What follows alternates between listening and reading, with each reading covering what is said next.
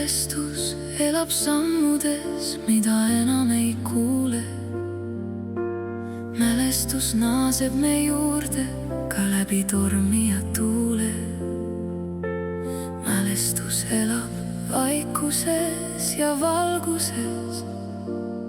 Ta meelde tuletab aegu, kui kõik oli veel alguses.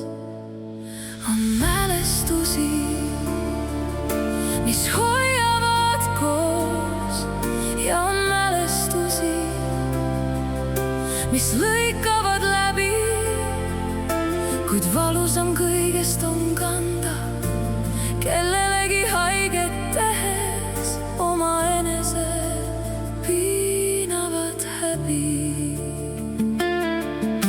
On mälestusi, mis hingevad